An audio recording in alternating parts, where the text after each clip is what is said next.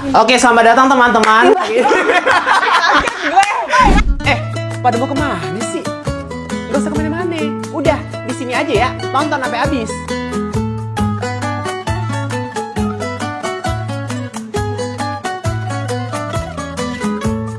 Selamat datang. Hari ini kita mengundang TK-TK. Apa tuh TK-TK?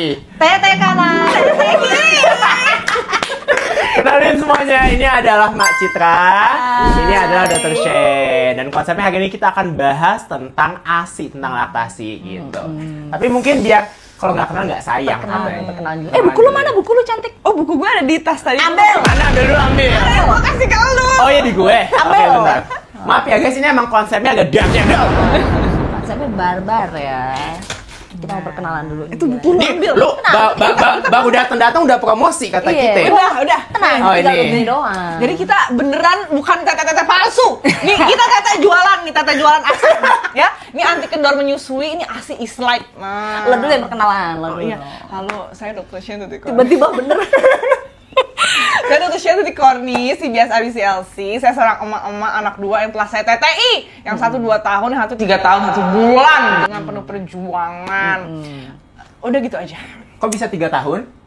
Karena winning with love, jadi aku menyapinya dengan cinta untuk anak kedua. Jadi ngikutin dia siapnya kapan, saya siapnya kapan. Oh gitu. Tuh, kalau anak pertama nyapihnya oles lipstick. Terus kata dia, Masih aliran bertowali ya. iya benar. Kayak gimana? Hapus mah, kata dia udah tahu kan. Akhirnya gue hapus. Terus gue kasih daun paya, gue gerus, gue tempel di areola gue sama puting gue, terus dia ngisep. Pahit mak, bersihin, udah pinter tuh anak kan. Yang pertama. Yang pertama, akhirnya gue plester tentil gue. Gue plester Tutup. Biar stop maksudnya. Biar dia nggak Iya, nyusul menyapinya lagi. konvensional yang anak pertama. Oh. Terus pas gue kasih Hansaplast, kesian deh, dia ngomong gini, mama sakit. Gue gak tega karena gue bohong kan. Gue bilang, iya nak, mama sakit gitu kan. Terus dia kayak, ya udah ma, sambil dielus tete gue, ya udah ma, mama cepat sembuh ya. Kalau hati gue hancur, tapi gue pengen udahan tetenya. Oke. Akhirnya 3 hari, udah, gue buka, mama udah sembuh. Oh iya, tapi dia nggak mau lagi. Ya Oh. udah kelar deh urusan Jadi yang gitu. pertama Tapi setahun. cepet juga ya. Iya. Nyapihnya itu 2 tahun, 2 pakai tahun. cara barbar ini. 3 hari. Iya 1 tahun 3 hari kan? 1 tahun. Siapa ya 1 Ya tahun? anak pertama 2 tahun. tahun. 2 tahun. Nah, makanya Nyapihnya 3 hari doang. Oh, berhenti nyapihnya. Jadi anak pertama 2 tahun, anak kedua 3 3 tahun. tahun, 1 bulan. I see. Ini adalah Dr. Shen. Jadi beneran konselor laktasi, beneran dokter. Dan beneran penulis. Nah, yang sebelahnya disiapin nih. Halo guys, perkenalkan. Ambil bu.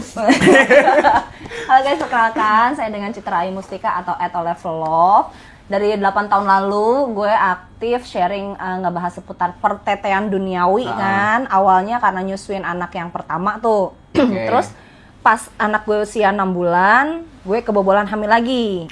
Akhirnya gue hamil sambil menyusui anak yang pertama tuh. Itu dalam kondisi hamilnya hampir keguguran.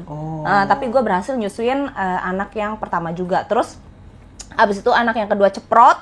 Begitu udah lahir, gue nyusuin 2 anak gue. Anak yang pertama dan yang kedua. Tandem nursing. Nah terus dalam perjalanan menyusui anak yang kedua, karena gue punya ketertarikan yang luar biasa nih sama menyusui. Karena menyusui tuh, wah ini kalau kita bahas ASI itu is life sesuai buku lu. 4 SKS sendiri ya. Terus menyusui itu bisa dibilang menyelamatkan satu anak untuk menyelamatkan satu generasi, istilah gitu. Nanti kita bahas lebih dalam. Terus akhirnya gue ngambil sertifikasi konselor menyusui dari Perinasia. Terus sekarang juga lagi ngambil ada sertifikasi dari luar negeri juga. Semoga bisa selesai tahun ini. Iya, support sistem gue karena berat banget. Terus dalam perjalanan menyusui itu juga gue nulis 2 buku. Nah, ini buku gue yang pertama. Yang pertama tuh sebetulnya ini. Wow. Uncensored ya. Pipiu. Terongnya miring, keringetan. Kalau masuk jenggolnya gitu kan. Ini yang bikin jadi 6 bulan. 6 bulan punya anak lagi nih gara-gara ini nih bukunya guys. Astagfirullahaladzim. Ya. Jadi ini bukunya tuh tentang pasutri gitu guys. Karena emang alasan waktu itu kenapa nulis buku ini, karena ternyata setelah jadi orang tua tuh gue sama suami gue ter-challenge banget hubungan kita.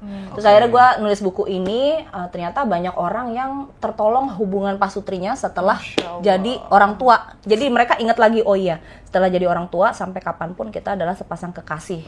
Jadi alhamdulillah di buku ini nolong. Nah terus setelah buku ini gue menelurkan buku yang anti kendor menyusui ini.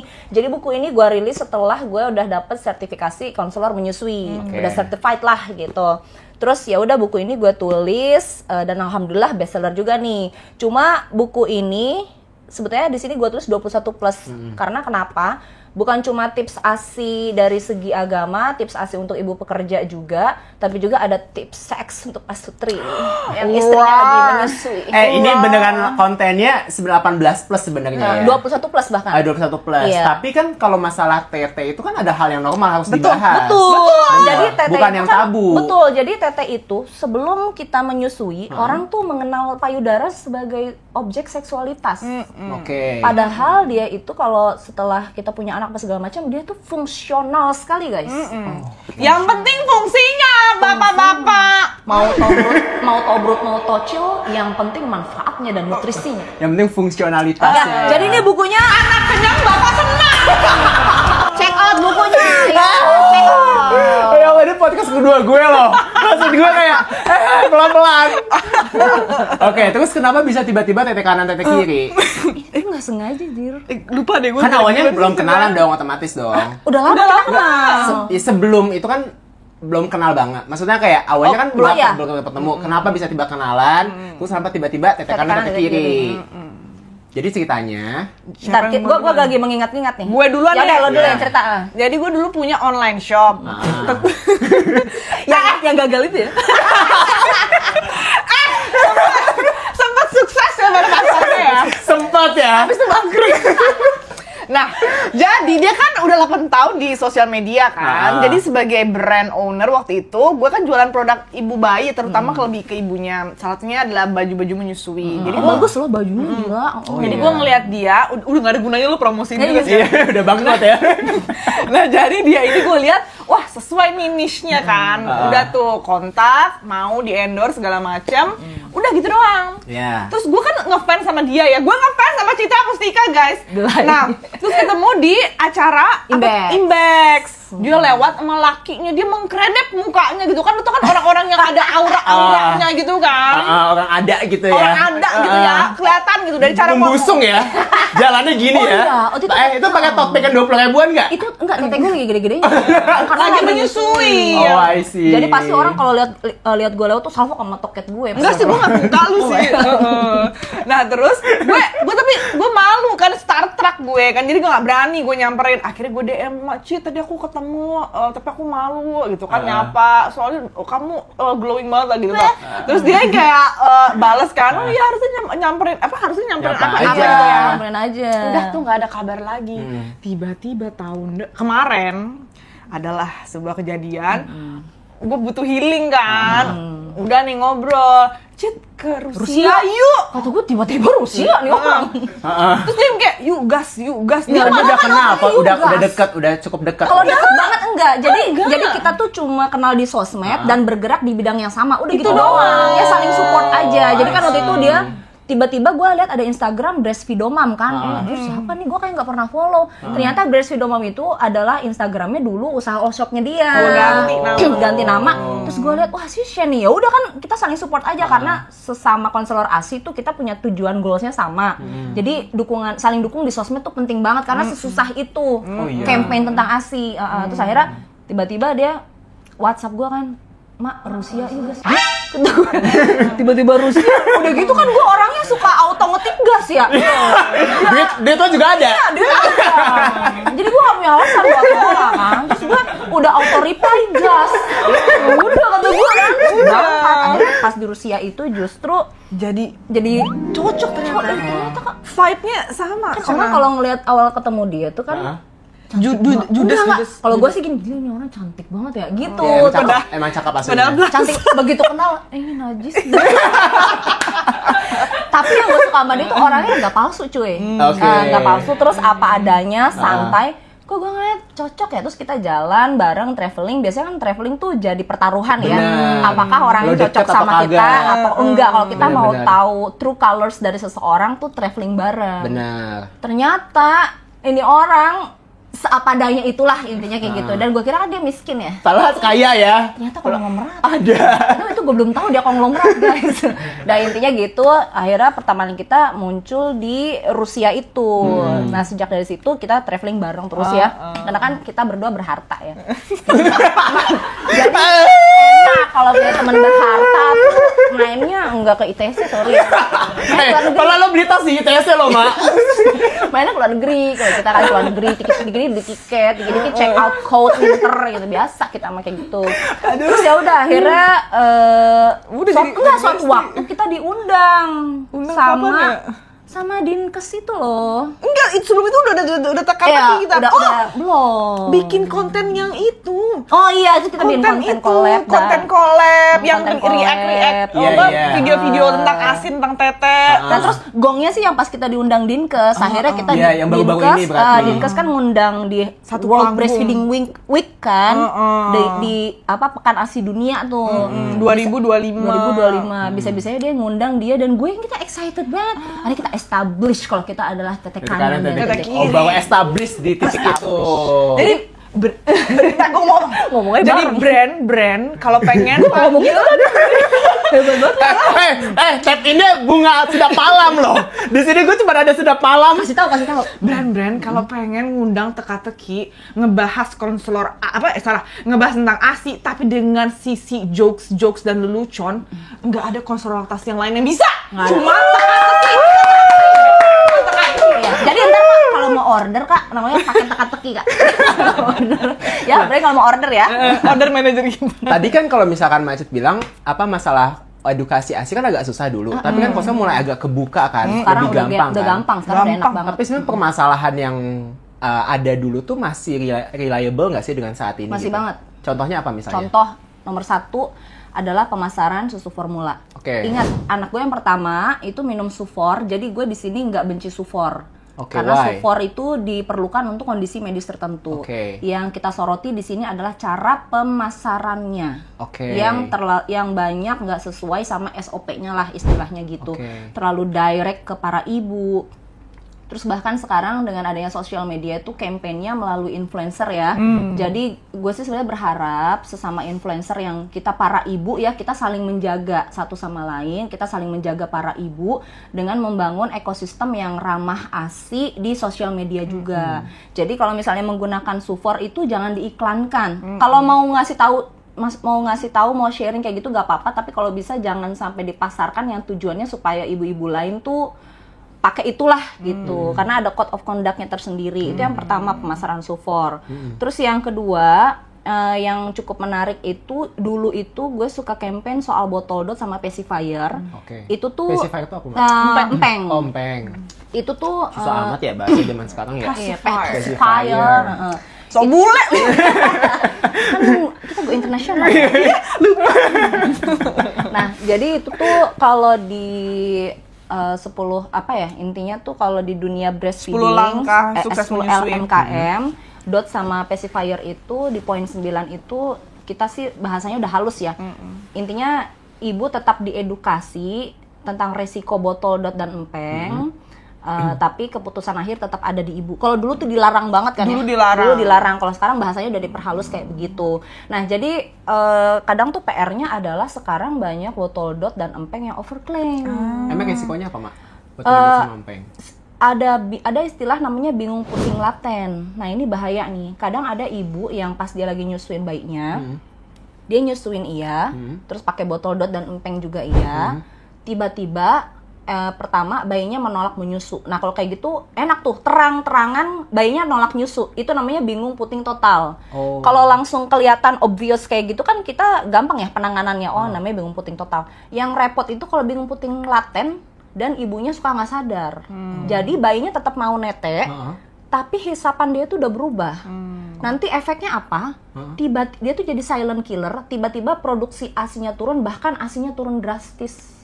Dan di beberapa daerah itu malah dibilang gitu, wah ini kena ain. Asinya kering. Asinya Asinya kering. kering. Dia kena sihir.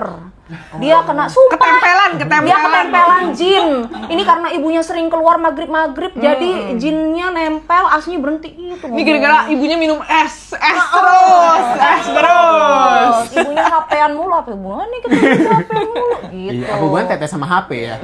Jadi jadi masalah-masalah yang kayak begitu tuh masih berulang sampai sekarang. Oke. Terutama yang pemasaran susu formula itu tadi masif banget. Apalagi afiliat-afiliatnya sekarang jadi bayarnya tinggi banget. Aduh, ibu rezeki banyak bu, jalur yang lain ibu nggak perlu itu bu. Nggak perlu ngiklanin support ya ibu-ibu ya. Kita di sini sama-sama saling support ya ibu-ibu ya, gitu. Karena aku pernah bikin konten dulu banget, kayak 8 bulan yang lalu, tentang nge-stitch ada anak muda lah. Aduh, nikah mahal, tapi dia tuh nge-shoot di depan rak susu formula, which is yang kayak 400.000 satu dus kan.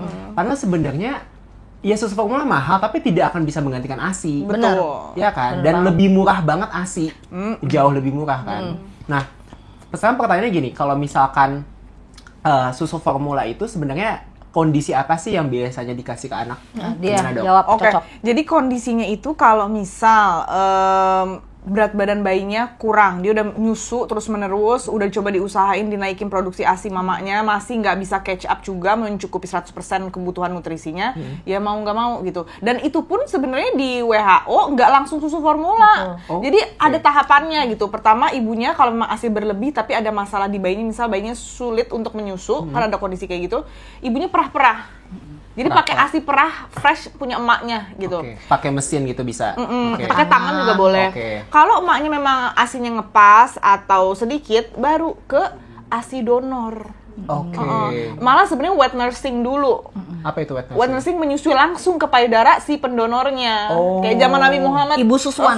Ibu susuan. Kalau Oke, di oke. Indonesia tuh biasanya sama kakak iparnya, sama kok kakak ipar, tantenya disusuin, neneknya kalau memang produksi. Terus Neneknya? Neneknya bisa banyak loh. anak Itu pertama sembarangan. gue netein mama gue kalau gue lagi kuliah. Iya. Kok bisa? Tapi dia udah kering sih, mak gue udah kering. Coba jadi empengnya biar dia anteng. Oh gitu? Nenek-nenek aslinya bisa keluar lagi lo nggak tahu? Bisa. Cuma mak gue kering Serius? waktu itu. Serius. Nenek-nenek aslinya Oh, bisa keluar lagi. gitu. Orang yang belum nikah aja kalau dia nyusuin aslinya bisa keluar. Benar. Serius? Nih dia itu certified pijet-pijet Oh, iya. arugaan, dia bisa ngeluarin Lu punya karyawan perempuan kan? Gua pijit keluar aslinya loh. Sini. Mau keluar asli bengkak. Nggak percaya. Sumpah? Sumpah. Ada namanya teknik arugaan guys. arugaan. Ini certified nih dari Bisa Filipina gue. dia belajar. Oh sumpah? Bisa gue. Oh gitu. Serem Baru banget tahu, loh, gila serem demi banget. apapun. Terus. Lu pijet dia aja sih. Takut ya. Nah, gitu kan. Apa Enggak, tadi? takutnya gue buka affiliate menyusui lagi. Wet nursing. Wet nursing. Oh, iya. WHO tadi lagi. Nah, wet nursing, kalau wet nursing nggak ada, baru ASI donor ya. ASI donor tapi harus yang udah dicek ya, pendonornya periksa darah segala macam, jangan sampai malah ngasih nanti malah ketularan penyakit kan. HIV gitu. Betul, hepatitis Terus B. baru terakhir kalau nggak ada ASI donor atau keluarganya nggak bersedia, biasanya bapak-bapak tuh yang nggak bersedia, baru turun ke susu formula. Kenapa bapak-bapak nggak bersedia? Pada ketakutan sepersusuan mazhab mazhab apa? Iya, Marhaban. Oh, bukan. Bukan Yang mazhab. persaudaraan itu. Oh iya. Mahram. Oh, mazhab. Iya. Mazhab kata gue. Iya, itu ya, jadi biasanya karena itu atau nggak indikasi medis lain produksi ASI mamanya memang sedikit. Ada ibu-ibu yang memang low milk supply karena pengaruh aktivitas manajemen menyusuinya dia, mungkin dia pas di awal-awal bayinya masuk NICU atau ibunya masuk HCU gitu ya, perawatan intensif, jadi terpisah. Nah di situ terjadilah tuh supply and demand yang terganggu, akhirnya emaknya jadi low supply. Atau ada masalah medis di awal yang memang benar-benar masalah medis primer. Contoh ibu-ibu insufficiency glandular tissue, jadi payudara itu nggak berkembang.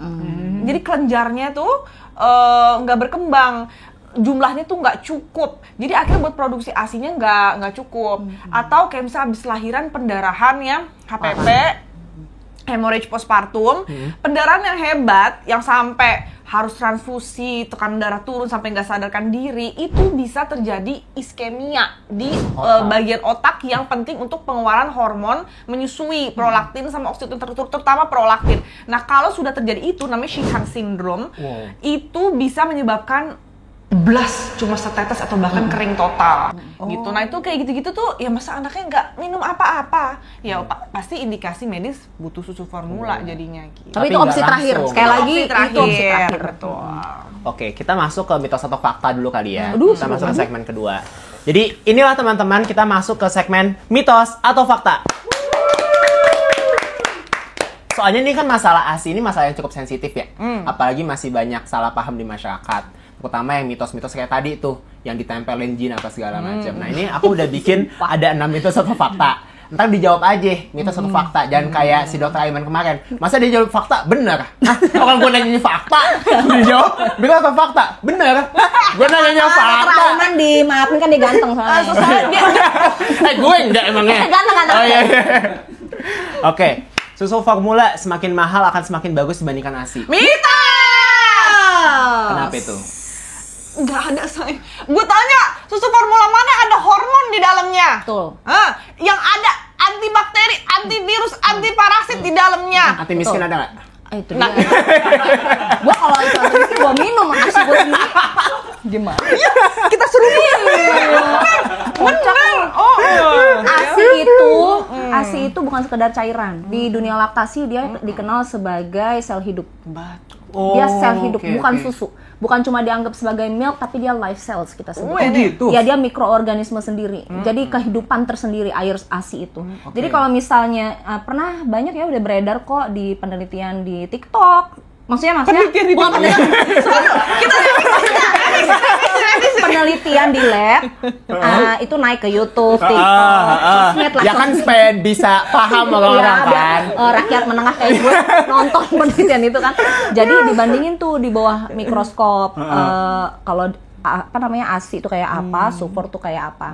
Kalau ASI begitu di-shoot pakai mikroskop, dia itu ada bakteri lagi gerak-gerak, ada bubble-bubble dia bergerak. Terus kalau misalnya ada penyakit ditetesin, misalnya ada bakteri jahat nih ditetesin ASI, nanti kelihatan tuh di bawah mikroskop dikejar tuh bakteri jahatnya itu. Abisin dia.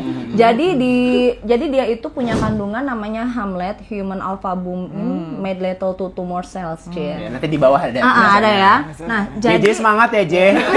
Jadi dia ASI itu punya kemampuan selnya itu menghancurkan sel jahat tanpa menghancurkan sel-sel baik di sekelilingnya. Anti kanker, Cina. Anti kanker cinta. Nah, begitu si susu formula di shoot nih pakai si mikroskop, nggak ada apa-apa cuy, gelap. Gelap, Diem doang, diem molekulnya. akhirnya diem, nggak ada apa-apa, kayak nggak ada kehidupan gitu ya. Iya, nggak ada kehidupan. kayak lagi COVID kemarin di zone Jakarta tuh diem Sepi. gitu. Nah, jadi maka dari itu semakin mahal semakin bagus itu nggak ada, karena ada istilah barunya kok. Kalau LIR itu nyebut susu formula itu Apa itu sebagai Apa golden liquid? bukan LIR itu yang CBS itu yang sertifikasi Apa deh? CBS. Gue udah lama, udah 3 tahun lalu. Jadi itu tuh lembaga yang mengadakan sertifikasi certified breastfeeding untuk internasional. Dia menyebut susu formula itu sebagai kurang lebih itu kalau di bahasa Indonesiain artinya adalah imitasi ASI. Susu imitasi ASI istilahnya gitu. Dan imitasi tidak akan pernah menggantikan Nggak akan ASI pernah semahal ASI, apapun. semahal apapun, betul sekali. Oke, yang kedua nih, ini banyak banget nih. Aduh nih jawaban kita harus kompak. Ngasih ASI bisa bikin payudara jadi kendor. 1, 2, 3. Mitos! Kenapa tuh? Lu nggak punya duit pakai lo kendor. Emang kalau punya duit diapain? Tinggal dicukup.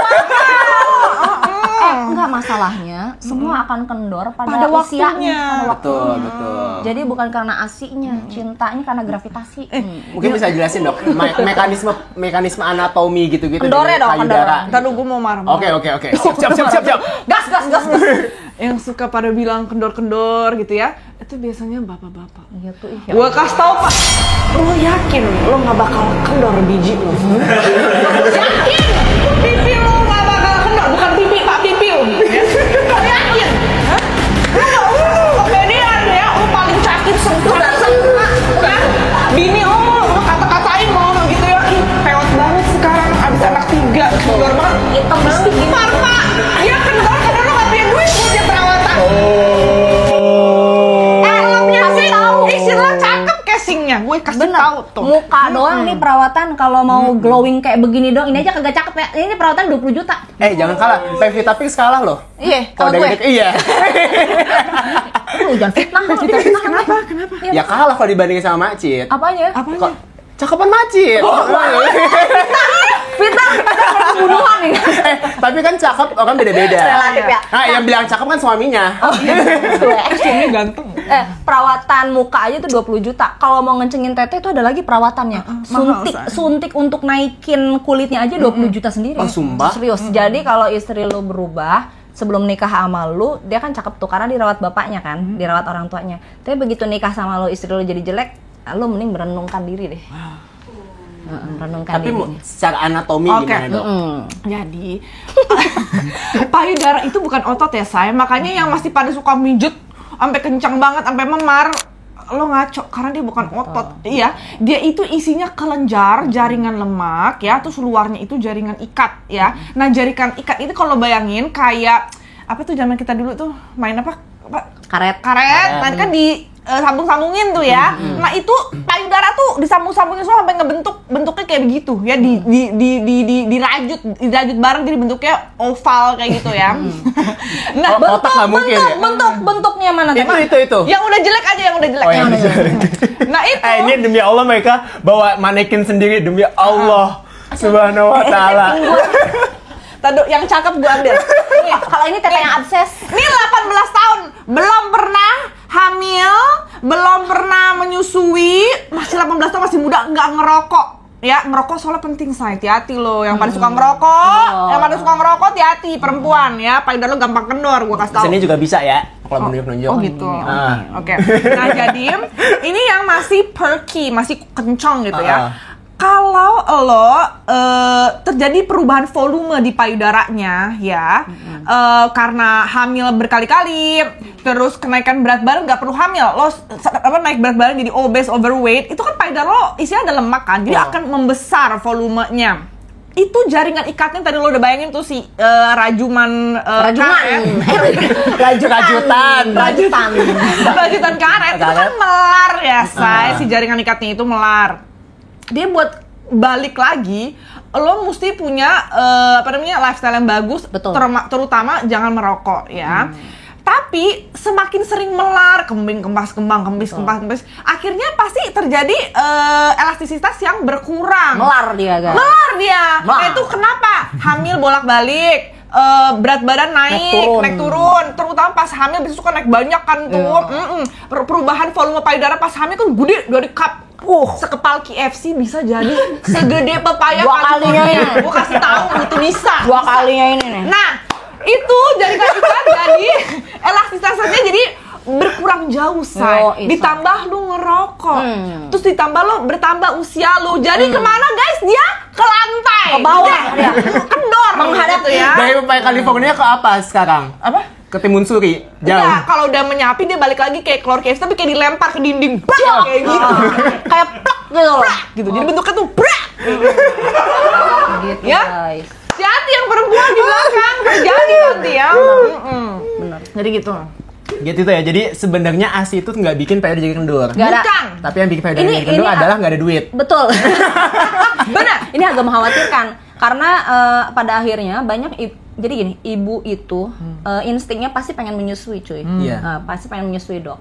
Nah, terus kadang yang membuat dia pada akhirnya mempengaruhi keputusannya adalah omongan sekitarnya, terutama suaminya. Aduh. Kadang ada suaminya yang komen gini, kamu jangan nyusuin aja nanti tete kamu kendor. Jadi kita tuh sering dapat laporan dari klien kita juga, aduh ma atau aduh dok, aku nggak mau nyusuin deh kayaknya karena kata suami aku nanti tete aku kendor, nanti suami aku nggak suka lagi di. Dan itu banyak loh. Banyak.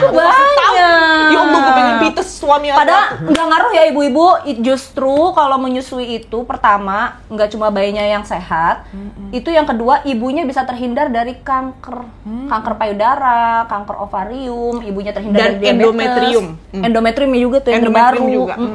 Justru itu menyehatkan badan kalian. Nah, nanti pasca menyapih tinggal perawatan lagi, minta uang ke suami. Iya. Jadi kuncinya di Wah. Iya, emang kuncian hidup di suami.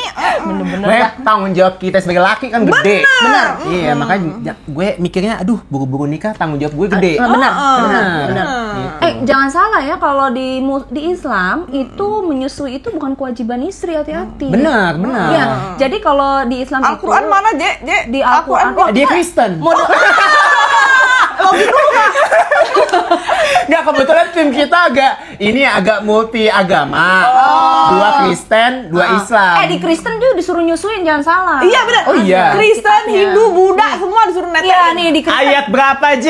Pasti Jaja nggak tahu. Ada di sini. Ada. Oh, ada. di Demi buku apa? gua. Ada di buku gua nih, gua kasih tahu ya. coba. Kalau di Kristen itu, di Islam ada, di Kristen ada. Bentar, sabar. Keren banget, guys. Nih, kalau di Islam itu banyak nih di buku gue, ada. Je, baca Je. Kalau di ini Kristen apa Pak? Katolik apa Kristen? Protestan. Oh ini Protestan. Oh, beda. Alkitab 1 Petrus 2.2. Terus kalau yang Katolik tambahannya Paus Benedictus juga ngomongin, Paus Pius yang ke-12 juga ngomongin, Paus Franciscus juga ngomongin. Hindu juga ada. Kalau Hindu ketentuan menyusuinya sampai 3 oton atau 630 hari. Ya kurang lebih 2 Kurang tahun lebih lah. 2 tahun juga sama. Buddha juga. Islam itu paling jelas. Di Quran ada, di hadis ada. Ngaji dulu. Burang. Ya, jadi nih, kalau di Islam Nggak, itu takutnya tiba-tiba Auzubillahi minasyaitonirrajim. iya, pada panas semua nih. Gue rukiah lo semua ya.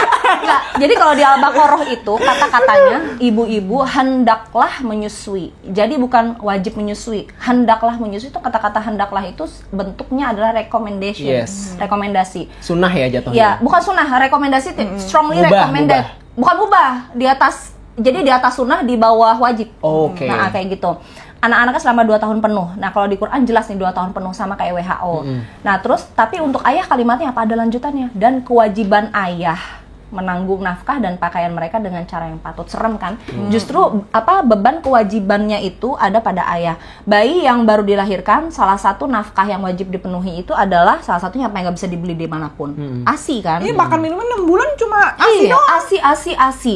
Nah, apa nafkah bayi yang baru lahir itu adalah ASI. Dan siapa yang bertanggung jawab untuk memenuhi nafkah tersebut? Ayah. Jadi hati-hati para ayah ya. Jadi emang menjadi bapak tuh susah. Iya. Makanya kata Pikir gue. baik-baik. Lanjut, ini baru mitos fakta loh. Udah Benar, sepanjang maksud ini. nggak apa-apa, lengkap. Lengkap. Benar. Nah, terus yang ketiga, bayi sering menangis berarti produksi ASI belum cukup dan harus ditambah Aduh, susu ini kompleks formula. banget lagi. Ntar lu gue deg-degan. Kenapa sih, ada apa sih? Aman. Oh, aman ya. Aman. Pastiin aja. Sama dia nggak teriakin kita aman. Oke. Enggak, soalnya kan ada dua, ada ini sama itu. Oh, oke. Tenang. Ada yang 20 juta, ada yang 30 juta. Jadi gimana, Say? Bayi sering menangis berarti produksi ASI belum cukup dan harus tambah susu formula. Karena kan kebanyakan ibu-ibu mikir gini, aduh, nih bocah nangis mulu. Apakah produksi gue belum cukup nih? Ini gue nggak bisa bilang 100% mitos. Iya, ya. ini soalnya kompleks nih Tengah-tengah masalah. ini Oke. ya. Memang betul bayi menangis itu belum tentu karena ASI emaknya kurang, bisa karena dia keringetan, dia BAB, dia pipis gitu kan, bisa habis vaksin, pegel, sakit gitu kan. Tapi produksi ASI belum cukup juga bisa jadi penandanya ya nangis. Karena komunikasi bayi cuma nangis gitu. Bukan Jadi ngaji ya? bukan, kalau Belum. bisa kayak gitu kasih tau gue mau viralin ya. Pansos. Tapi kalau misalkan tanda kecukupan ASI, Det, itu apa, Dok? Kan kalau aku taunya itu salah satunya adalah pipisnya. Nah, betul. selain itu ada lagi nggak? Oke, BAB-nya. Kalau yang masih kurang dari 6 minggu usianya, BAB-nya tuh sering minimal 3 kali sehari dalam 24 jam. Konsistensinya gimana? Konsistensinya encer aja, ada ampasnya, biji-biji cabe kayak Warna, gitu ya. warna. Warnanya kuning keemasan gitu Oke, ya. oke. Nah, kalau udah di atas 6 minggu, kita udah nggak bisa matokin ke BAB karena biasanya dia udah mulai jarang BAB kalau yang full ASI, bisa Oke. sampai 14 hari nggak BAB. Nah, jadi tadi Oh, pipis gitu? Iya, Iya. karena ASI terserap sempurna ke tubuhnya. Jadi nggak ada ampas ee-nya, nggak ada. Tapi di atas Pipis 6 doang. minggu ya, di atas 6 minggu. Oh, I see, oke. Nah itu terus suhu tubuhnya normal saya. Jadi dia nggak, jangan pakai, mohon maaf, jangan pakai tangan meter ya ibu-ibu ya, tangan meter. Gini, dok anak saya demam. Oh gimana? Berapa derajat bu? Tadi sih saya pegang anget sih bu. Anget sih dok. Sama sih gilanya. Jangan ibu. Pokoknya kalau udah jadi emak-emak, ibu bapak harus punya termometer di rumah ya. Jadi kalau ditanya suhunya berapa tahu ya. Pokoknya kalau di atas 37,5 berarti dan ada anaknya nangis, BAK-nya kurang, BAB-nya kurang, kemungkinan ASI-nya kurang. Sama yang paling penting, paling objektif, berat badan. Ya, berat badan. Karena ada yang di tengah-tengah nih. Sebenarnya ASI-nya lumayan cukup, tapi nggak cukup-cukup banget. BAK, BAB-nya suhunya aman, cakep. Begitu tapi pas ditimbang. kontrol sebulan, lah kok naiknya dikit. Jadi naiknya naik, tapi nggak sesuai KBM, Kurva. nggak sesuai kurva. Nah itu bisa tuh. Dan itu harus pakai buku pink ya. Betul ibu-ibu, Iya, jangan Banyak dikumpulin yang di. iya. Ih, udah sampai lecek, sampai Iya, bejat. betul. Ih, ibu Kadang nggak- juga kalau cek berjambu oke lah, berarti kan at least dia ada ini polos, mulus. Enggak, gue tuh Nggak pernah dia papain. khawatirnya gini, banyak ibu-ibu yang nggak sadar kalau bayinya usianya di bawah 2 tahun atau dia balita ya di bawah 5 tahun, itu masih tiap bulan wajib kontrol. Itu ibu-ibu nggak ngeh. Jadi dia nerima buku pink, udah dia kira ini buku kenang-kenangan anak gue lahiran, dikiranya gitu. Jadi miskomnya seringnya di situ. Jadi di sini kita sambil ngingetin juga ibu-ibu kalau bayi anaknya masih balita, bayi di bawah 5 tahun, itu setiap bulan, ingat setiap bulan masih wajib bolak-balik ke vaskes kontrol. Jadi ya ke puskesmas bisa atau ke DSA boleh atau ya pokoknya ke vaskes terdekat Vaskes lah lah. setiap bulan. Karena nanti akan dicek pertumbuhannya. Karena di bawah 5 bulan itu di bawah 5 tahun itu masih krusial banget pertumbuhan fisik. Terutama 2 tahun. 2 tahun ya, kan 2 tahun otak juga. Jadi kan selain 80% otak. 80% Betul, otak. betul. Makanya berat badan itu sangat penting, panjang badan juga penting, lingkar kepala itu juga akan dicek untuk memastikan kalau ini semua baik pertumbuhannya. Kalau kurang dari itu kan bahaya stunting kan, Dok.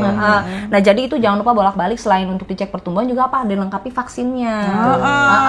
Dan nanti pasti makannya juga akan dikontrol tuh gizinya juga karena pas udah mulai MPASI itu. Dan juga cuma anaknya doang, ibunya juga kontrol karena setelah selama dia menyusui, ibu menyusui itu kita expect dia diet justru. Diet itu kan artinya mengelola makan ya, bukan ngurusin badan. Iya, Betul. jangan salah ya, Jangan Bu ya. salah. Jadi kalau ada Mengelola. pertanyaan ibu menyusui boleh diet nggak? Harus malahan karena kan dia harus mengelola makannya yang benar. Betul. Nah kita pastikan ibunya juga gizinya cukup, anaknya juga gizinya cukup, jadi semuanya terpenuhi gitu.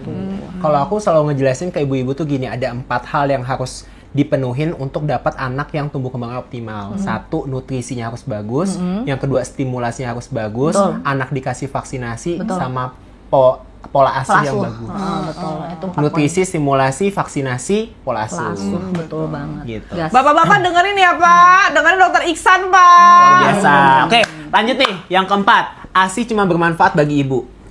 1, 2, 3. Mitos. Bukan cuma buat ibu loh, buat dunia, gila. Asli zero waste cenah. Zero waste. Jadi ASI itu kenapa kampanye itu sampai global dan masif banget?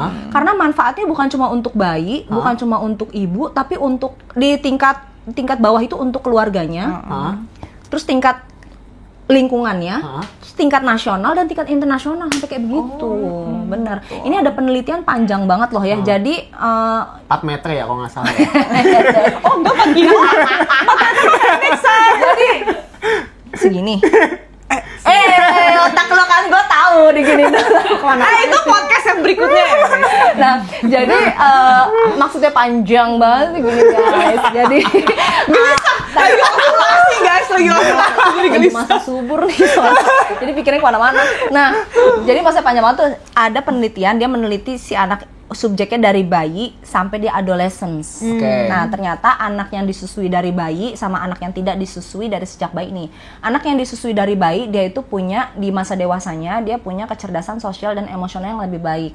Oke. Jadi sampai ke mental health-nya, sampai pada saat dia bekerja, dia punya integrity yang lebih baik juga. Jadi amit-amit maaf ya. Aku pernah dapet omongan juga dari pendidik konselor ASI kita. Justru salah satu cara supaya misalnya kita punya pemimpin negara yang baik, yang anti korup, yang memimpin dengan tanggung jawab, dengan integriti dan lain-lain, itu dimulai dari anak yang disusui. Jadi gitu. Jadi mempengaruhi di masa dewasanya dia menjadi sosok yang punya integritas, yang yang baik, yang bertanggung jawab dan lain-lain, itu dimulai dari menyusui. Berarti gue dong. Amin. Karena gue disuruh 3 tahun. Oh iya.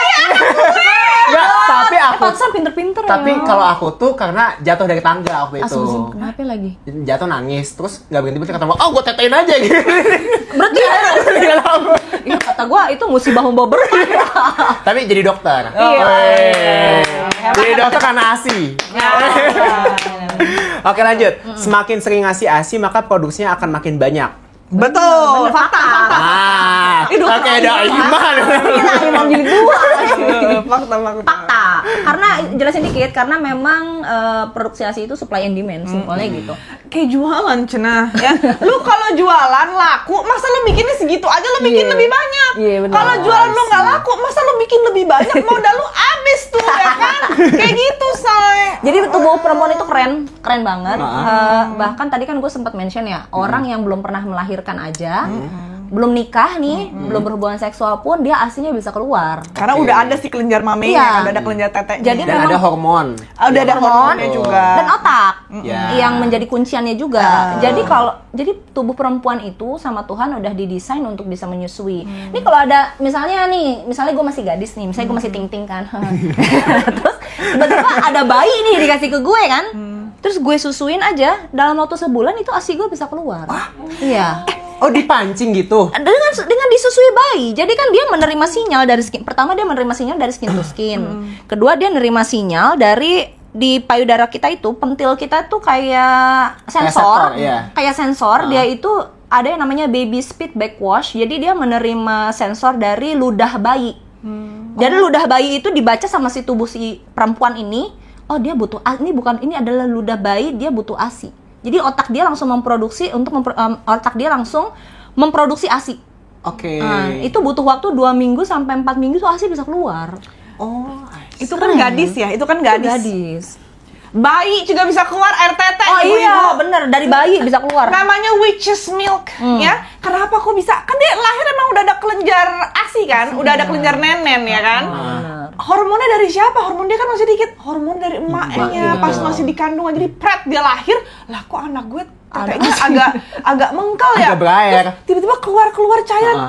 Ibu jangan kaget, bayi aja bisa keluar ASI. Betul. Gue kasih tahu. Betul. Nah, jadi bahkan nggak cuma disusui, ada namanya teknik pijat laktasi namanya arugaan. Itu aja yang masih gadis kalau dipijit pakai teknik arugaan itu bisa keluar ASInya. Itu waktu kemarin aku ambil sertifikasi, itu bener-bener masih gadis ASInya keluar setetes.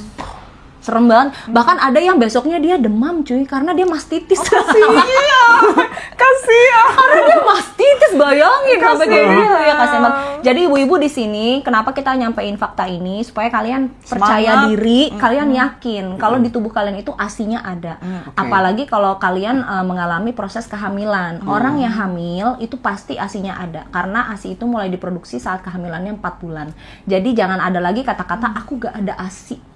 ASI aku gak keluar, itu mitos karena semua perempuan bisa menghasilkan ASI Kecuali ada kondisi medis yang tadi aku sempat. yang primer loh, yang itu primer. pun langka kejadian. Iya langka, ya Allah dikit banget jarang ya.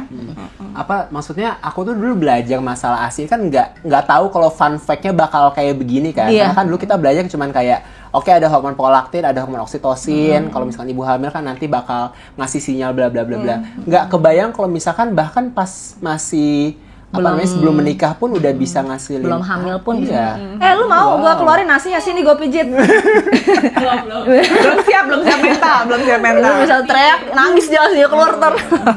Oke nih, pertanyaan terakhir. Bentuk dan ukuran payudara mempengaruhi produksi ASI. 1, 2, 3, Mitos! Kepal KFC, Nih, ini telur ada nih. soang, apa lagi? Model telur ceplok. Nih. Nih ya, ini ramesan warteg ya. Ini pentil pink tobrut. Yang ini tete-tete. KFC. Ini apa tuh tutupan gelas, Kasihan pentilnya Ih, copot. kasihan nih kok digigit sama bayinya. Pentil bisa copot loh, Bisa FYI. guys. Jangan kaget guys. Nah jadi gitu guys, ukuran ini, warna-warna ini, variasi-variasi ini adalah titisan Ciptaan Allah Subhanahu Wa Taala, tidak mempengaruhi. Yang mempengaruhi itu adalah kelenjar azimu. Nah, kelenjar ya. ASI tuh yang tricky. Ini yang bikin warna-warna ini melanin ya. Ini zat-zat yang ada di kulit lo. Ukuran-ukuran ini dari jaringan lemak lo. Jadi tuh nggak ada pengaruhnya ke kapasitas produksi ASI lo. Nih, yang mempengaruhi ini di Ini dalamnya. kelenjar ASI nih, si serenceng anggurnya. Jadi hati-hati ya kalau tete gede, misalnya sombong nih kan, dari belum merit dia udah Allah pamer-pamer. jatuh. Udah pamer-pamer tobruk. Nah, misalnya gitu kan. Terus dia pede tuh gue bisa nyusun, belum tentu. Itu bisa jadi tobruknya itu isinya lemak doang.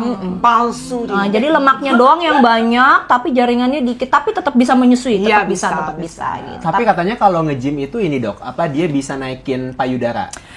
Dia tuh dindingnya doang, sampai muncrat gue. Dia tuh dindingnya doang. Kan tadi gue udah bilang, payudara bukan otot betul. kan. Nah, tapi di belakangnya dia ini tete nempel ke dinding. Otot. Nah, dindingnya itu otot. Jadi dia bisa ngencengin kayak kulitnya doang. Tapi Yes.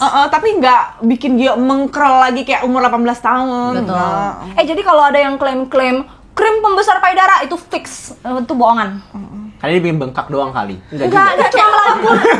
Dia merawat kulit doang. Dia Skin beda barrier jadi doang. kenceng, tapi kencengnya juga nggak sampai kayak abis di mastek tuh. Kayak abis diisi payudara, isi Operasi silikon atau operasi gitu. payudara nggak kayak Silikon gitu, gitu, nggak kayak Enggak, gitu. enggak kayak gitu. Ya. Ya overclaim. Kayak skincare aja berarti ya. Iya, untuk merawat skin barrier aja supaya nggak tambah turun Oh, I kulitnya. see. Gitu. Oke. Itulah mitos atau fakta teman-teman. Selanjutnya ini ada beberapa pertanyaan sebenarnya yang bakal kita elaborasi lebih jauh, Macit, Dok. Nah, tadi kan kalau misalkan udah sempat dijelasin nih masalah anatomi payudara kan. Kalau misalkan namanya tete itu dia banyak jaringannya, ada jaringan otot di situ, ada jaringan lemak, jaringan ikat dan lain-lain. Tapi sebenarnya untuk merawat tete itu kan emang salah satunya butuh duit dan emang dia bakal turun kan. Masalah tapi yang endingnya tadi uang ya masalahnya. tapi tadi kan dijelasin kalau misalkan ketika lagi menyusui itu memang pada akhirnya payudara akan membesar, kemudian bisa ngecil lagi, besar atau mengecil lagi. Tapi ada nggak sih cara khusus untuk supaya nggak kendor-kendor amat? Itu yang pertama. Terus yang kedua, ada nggak sih mungkin bisa dijelasin juga mekanisme menyusui itu yang bener gimana supaya ibu-ibu tuh bisa paham, mungkin yang baru pertama kali menyusui gitu. Tadi cara ngencenginnya ya, ini yang gue lakukan juga karena kan gue nyusuin juga kan dan gue mengalami kekendoran itu. Jadi pasca menyusui itu gue konsultasi ke dietitian gue nih, ahli gizi ya dietitian itu untuk intinya recovery badan gue. Oke. Karena pasca menyusui itu mineral kurang, protein kurang, segala macam, badan pada kendor segala macam. Sama dietitian gue intinya gue disuruh makan dietnya itu dibuat tinggi protein tapi rendah lemak. Kayak gitu. Jadi itu tinggi protein itu untuk merecovery otot-otot di tubuh gue juga. Terus gue juga diminta untuk olahraga. Olahraganya ada 2 jenis, angkat beban sama kardio. Nah, jadi angkat beban, banyak latihan dada, sama kardio juga itu penting. Nah, apa yang terjadi? Ini nggak bikin tambah gede ya, tapi gue bisa bilang ini lumayan ngelifting tete. Iya, jadi badan tuh lu nggak lihat body gue. Usia berapa, Mak? 35 tapi rasa 28 cinta. Nggak, maksud gue Dia beneran, lo perawan lo pernah kalah ya, badan dia cakep. boleh aduh mama aja mancing mesti ting. Kita di Maroko apa tuh yang mandi digosok di Maroko, gue lupa tuh. Hamam. Mandi hamam kan kita telanjang semua. Oh, jadi kita udah lihat nih. Udah pokoknya lo kalah semua. 100 dari 10 nih cinta. Nah, tapi maksud gue kayak gitu tuh bisa dirawat, bisa diupayakan ternyata. Asalkan itu tadi gaya hidup sehat itu mau diupayakan. Tapi sekali lagi itu bukan membesarkan, tapi kalau untuk ngencengin sampai badan lo itu oke banget, itu bisa ngebantu banget. Dan itu akan memperlambat penuaan tubuh lo juga. Nah, dengan memperlambat penuaan tubuh lo, kulit lo juga jadi mengencang, termasuk kulit di payudara lo juga gitu. Kulit pantat, kulit paha, semua deh. Asal lo mau effort ya. Kalau sekarang gimana caranya untuk laktasi yang bener ke anak? Kan ada boneka tuh, mungkin bisa dijelasin. Terutama anak pertama kan biasanya ibu masih pada takut kan. Yang itu yang pink. yang lembut mana yang bukan yang lembut. Yang bulat ini. Nah. Jadi guys ya, paling penting itu apa? Posisi pelekatan. Itu kalau pas ujian IBCLC itu pertanyaan yang paling sering sampai enak gue ya. Takut gue. Jadi posisi gue sering banget ya, San. Lu pasti pas di puskesmas sering deh abis pada partus tuh hobi banget netein begini. Anaknya nengok. Emang lu minum nengok begitu enak? Pegelebun, gak enak bun. Kalau minum enak badannya sejajar. Lo giniin ya. Terus lo buka bedongannya, jangan lo ringkes anak lo buka. Posisinya itu 1 garis lurus. kuping, pundak, pinggul, satu garis lurus, muka tuh anak madep sama tetek lo hadap-hadapan tuh ya, hadap-hadapan. Pegangin sini. Bisa Bu? Bisa. Anak gue udah 2. 2 tahun. Oke. Hadap-hadapan tuh ya, hadap-hadapan. Terus ini putingnya lo arahin, nunjuk ke hidung anaknya. Abis itu lo nge-swipe ke bibir atas anak lo. Buat ngapain? Buat mancing biar anaknya nganga. Anaknya tuh kalau dipegang bibir langsung gitu ya, rutin refleks, rutin refleks. Ada refleks di bayi, dikasih sama Allah. Iya, primitif refleks. Primitif refleks. Oh, kalau bapaknya nggak usah. Kalau bapaknya nggak usah kayak dulu. Dari jauhnya udah gini dia. Udah. Lanjut. Aduh, gue ambil konsep. Jadi udah kan nih, kalau bisa ditempel di atas kan dia nganga tuh. Langsung deh arahin anaknya, bukan lo yang ke anak lo yang bawa anak lo ke tete ya. Set, udah tuh masuk kan. Kalau kondisinya bisa putingnya gede atau nggak areolanya lebar, lo butuh lakukan satu teknik, namanya gue bilangnya sandwich hold kayak gini, atau kalau pengen lebih spesifik karena misal pentilnya gede banget atau areolanya terlalu lembek gitu ya, lo teacup hold, jadi kayak megang gelas say ya, tapi lo di areolanya. Nyubit lah ya. Nyubit. Udah habis itu lo masukin, dibantu masukin sambil lo bawa anak lo sesat. Jadi bukan Ini sering salah kayak begini. Akhirnya ibunya pegel. Ibunya pegel pundak, pegel tangan, pegel hati, pegel apa lagi? Pegel dompet. Sama pentilnya suka lecet gitu. Nah, udah kayak gini, udah lo mundur, lo nikmatin main HP. Oh, nggak boleh main HP. Kalau check out apa nonton live boleh nggak? Sebenarnya gue kayak gitu sih. Nggak boleh. Tapi nggak boleh. Kenapa nggak boleh? Kan harus Bonding. Pas gitu harus bonding. Lo ngobrol itu kan menstimulasi si yang tadi lo bilang. Stimulasi interaksi ya. Itu harus ngobrol elus eye contact. Nah, itu bagus tuh buat perkembangan sinaps. Jadi antar saraf di otak tuh nyambungnya tuh cakep kalau banyak interaksi sama anak lo. Udah deh gitu. I see. Nah, terus kalau misalkan sekarang ada nggak sih peran nutrisi termasuk support keluarga buat ibu yang menyusui? Seberapa penting deh? Buset nih pertanyaan, gemes gue Jok. Kenapa gemes nih? Berarti banyak masalahnya. Ini, ya Allah. Dari mana ya gue jawabnya ya? Yang paling penting bapak, suami. Suami bukan support ya? Suami bukan support. Sumber utama. Dia bukan disebutnya bukan support system, tapi dia ekosistem utama. Jadi dia utama lah.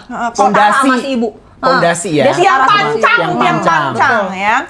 Dia harus nyediain, mastiin istrinya makan. Jadi bukan cuma nyediain duit doang. Duit doang ada, istrinya nggak ada waktu buat masak. Kepriben Pak, kepriben. Gua nggak tahu kepriben artinya apa, tapi asal ngomong aja. Nah, ya, jadi lu sediain duit buat beli bahan-bahan makanannya. Kepiye nggak sih? Iya kali, gua nggak tahu. Ya. Terus pastiin udah masak, siap makan, istrinya tinggal makan karena bapak-bapak, ibu-ibu abis lahiran sebulan pertama boro-boro mandi aja belum tentu. Nggak bisa. Tidur, ya Allah. Badan kayak abis digebukin juga kan soalnya. Jadi kita tuh butuh banget dibantu untuk makanan tuh bener-bener ready depan mata sebenarnya. Jadi kalau ada temen lo lahiran, lu kadoin buat ibunya. Beliin makanan. Lu tau gak sih makanan-makanan yang seporsi-seporsi yang udah pada jadi gitu, biar ditaruh kulkas tinggal dianget-angetin. Bener, kasihan soalnya Bu. Boro-boro pilates ya. Belum. Pilates nanti. Yang paling kasihan kalau dia nggak punya ART loh. Iya tuh repot tuh anaknya banyak. Aduh, iya repot banget. Jadi ya itu kalau ada penelitian, gue lupa dari Filipina apa dari Thailand, sorry banget. Nenek itu bukan support system buat sukses ASI 2 tahun. Iya betul, itu tuh dukungan suami sama nenek sama mertua itu ya. penting banget. Mertua nih, gue bukan mertua, nenek pokoknya nenek, ya? Secara holistik emaknya dia atau mertuanya. Itu tuh meningkatkan kesuksesan menyusui sampai 90%. Dijaga bibirnya, dijaga. Jadi nggak cuma durasi, itu nggak cuma mempengaruhi kesuksesan menyusui di awal, tapi mempengaruhi durasinya juga. Jadi ada yang benar-benar cuma 6 bulan kalau siapa doang yang ngedukung, ada yang cuma 1 tahun doang kalau siapa doang yang ngedukung, bahkan kalau misalnya semua lingkungan yang mendukung itu bisa sampai 2 tahun ibu menyusui. Nah tapi kalau gue sih berharapnya gini, ini jangan dijadiin ajang buat ibu menyusui untuk blaming lingkungan sekitarnya. Iya, itu nggak boleh juga. Nanti kita itu karena kita tetap masuk neraka. Jadi kalau gue sih tetap encourage ibu jangan mengharapkan dukungan dari siapapun. Gue tetap encourage ini edukasi ke ibunya ya, bukan ke keluarganya ya. Iya. Karena kalau edukasi ke keluarga, kita akan suruh dia untuk dukung si ibunya. Tapi kalau edukasi ke ibunya, kalau gue selalu mengingatkan jangan pernah mengharapkan dukungan dari sekelilingnya, jadi kita harus stand untuk diri kita sendiri. Kalau emang kita yakin menyusui adalah yang terbaik dan kita pengen sampai 2 tahun, kita yang harus membangun ekosistem itu tersendiri. Dan itu yang gue lakuin dulu. Jadi iya kan, karena dulu kan kita dibesarin sama orang tua yang percaya kalau SUFOR itu lebih baik. Ya kan, itu masih generasi orang tua kita tuh masih kayak begitu. Jadi waktu itu gue harus meyakinkan ibu gue harus meyakinkan ayah gue, kalau suami gue terserah. Jadi dia nggak mau ikutan perdebatan di antara gue dan ibu gue. Terus meyakinkan mertua gue juga, dan gue tunjukin kalau gue mampu nyusuin, dan gue yang kekeh untuk bolak-balik dokter laktasi. Gue yang kekeh. Terus di kantor pun gue nggak peduli apa omongan orang, gue pumping sambil kerja. Dulu gue kerja sebagai banker, ya gue banker, jadi gue sambil nyetir mobil, sambil di KRL, di dalam kereta itu gue pumping. Meeting sama direktur nasabah-nasabah gue izin untuk pumping. Gue sampai segitunya. Dan sebenarnya kalau kita minta izin ke sekeliling kita untuk pumping, sebetulnya mereka tuh mengizinkan. Tapi ada yang dajal, ada yang dajal, kita dajalin lagi kalau gue sih. Jadi emang demi masa depan bangsa loh ini. Jadi kita juga kalau sebagai ibu yang pekerja ya kita harus bertanggung jawab sama pekerjaan kita, tapi jangan lupa anak kita juga prioritas kita. Jadi gue sambil kerja, sambil meeting, sambil apa, gue pumping. Kalau udah jamnya pumping, gue nggak mau tau gue harus pumping saat ini juga. Kita meeting bareng, gue pumping. Gue sampai kayak begitu dulu. Bahkan nyetir motor gue pumping, lo percaya nggak? Dia tuh kemana-mana bawa apron. Serius. Jadi gue tuh sampai kayak begitu karena gimana ya, gue nyusuin 2 anak cuy. Kan kondisinya gue nyusuin 2 bayi sambil gue kerja kantoran. Dan dengan fokus yang seperti itu, orang bilangnya gue lebay, tapi yang kelebayan itu bisa membuat anak gue semuanya tuntas ASI 2 tahun. Maksud gue emang harus kayak begitu. Justru dengan kita kayak begitu, akhirnya apa?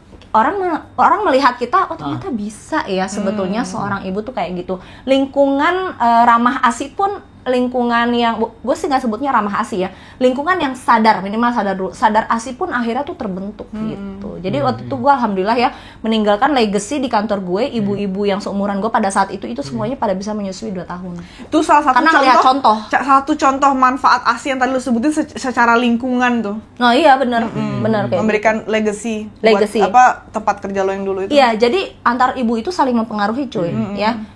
Contoh aja deh dia, Mak, Rusia, gue jawab apa? Gas. Kan maksudnya mempengaruhi banget. Jadi dia ngomong apa? Ada baju nih bagus, check out gak? Lu check out, gue check out. Nah, maksudnya saling ibu tuh sesama ibu tuh saling mempengaruhi banget. Kalau gue nih sekarang konteksnya menyusui, misalnya gue ngelihat dia nyusui nih, pasti gue akan terpikir kalau gue juga nanti kalau punya anak gue menyusui juga. Karena seorang ibu tuh melihat contoh dari sesama peersnya. Dan penelitian itu bukan antar manusia juga, primata juga kan dia menyontoh parenting antar monyet juga gitu kan. Dia tuh serius, gue ada kan belajar posisi perlekatan, itu ngeliatin primata lain netein, jadi ngeliatin oh gitu terus bayinya ditaruh. Iya, betul. Nah, sekarang kalau gue ngelihat dia ngasih anaknya SUFOR, dijamin 100% gue 90 mungkin ada kepikiran SUFOR. Makanya kita harus hati-hati dalam menginfluence sesama ibu, intinya sih kayak begitu. Terus kalau biasanya kan orang tua nih, misalkan kayak aku nih, misalkan nikah terus punya anak, biasa kesalahan apa sih yang pertama kali terjadi pada orang tua muda gitu? Nggak belajar.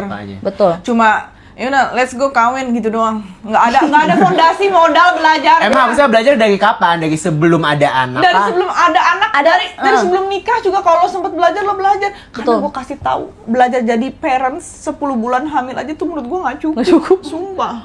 Tapi ada guidance sih. Banyak banget yang banyak banget pelajari. Jadi makanya ada guidance-nya. Kalau di WHO tuh namanya 7 kontak laktasi. Oh, apa itu? 7 waktu di mana ibu dan keluarga. Ini gue garis bawah ya. Kalau dulu sih ibu doang nih. Kalau sekarang ibu dan keluarga untuk bertemu konselor laktasi. Namanya 7 kontak laktasi. Plus sekarang ada plusnya istilahnya. Plusnya tuh apa? Nah, jadi yang kontak yang pertama itu saat ibunya hamil 7 bulan.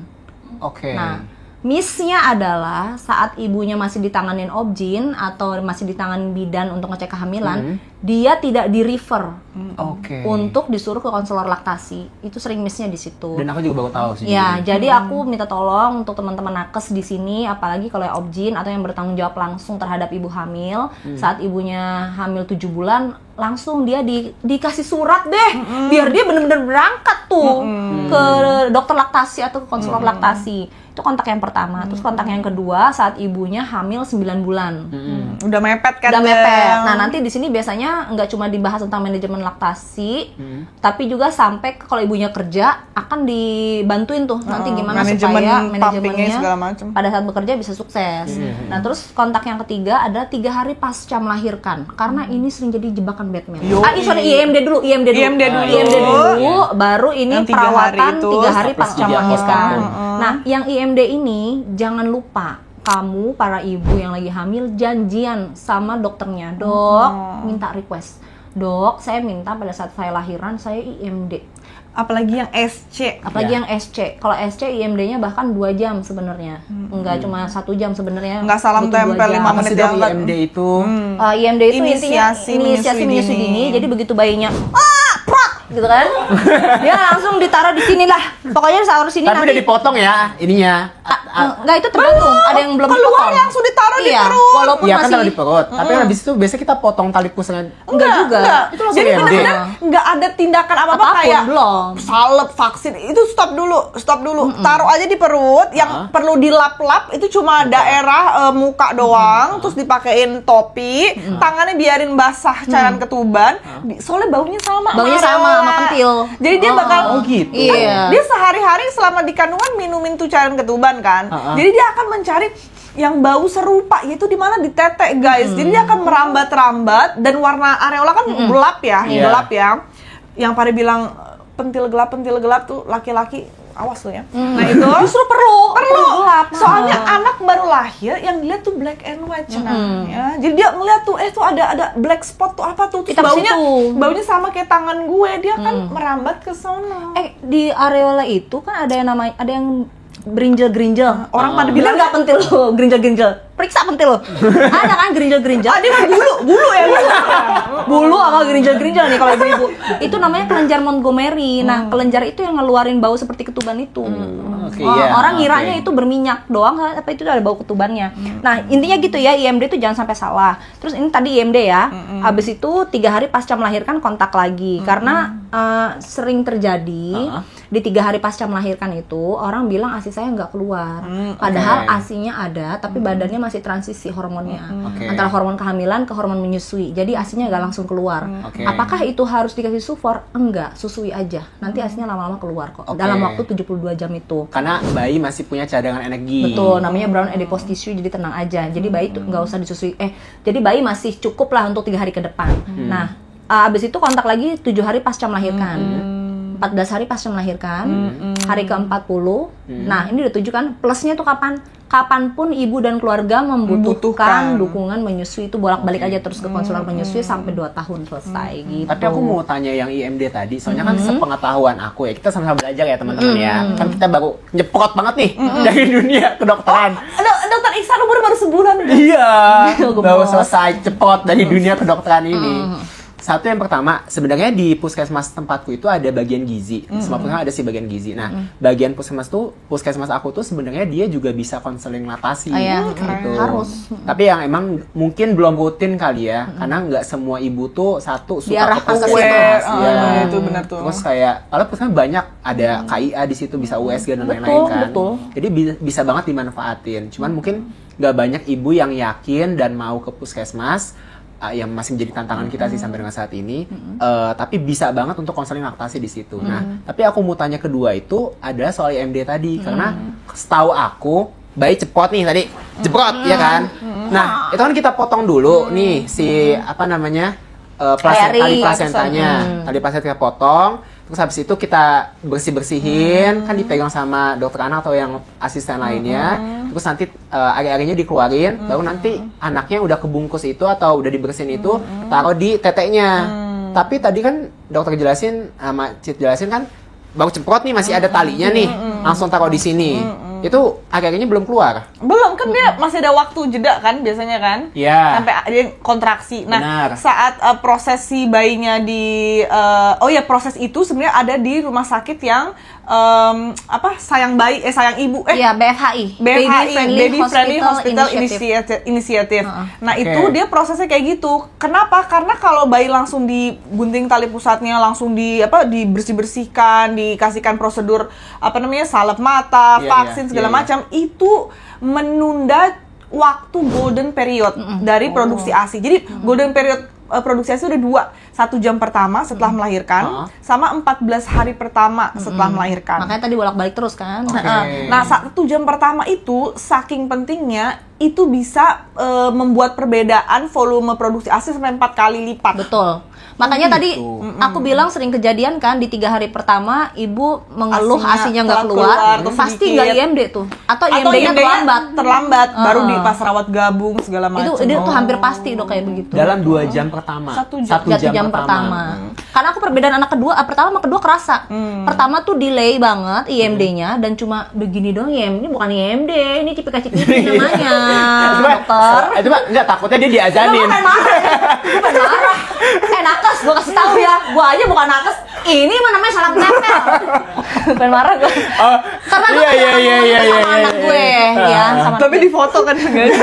yang penting ada fotonya ya, nggak penting. Nah, ya pas anak kedua itu gue ganti rumah sakit dan gue diskusinya sama dokter tuh intens. Pokoknya gue pengen IMD, gue pengen IMD-nya begini, begana. Gue jelasin yang gue mau apa.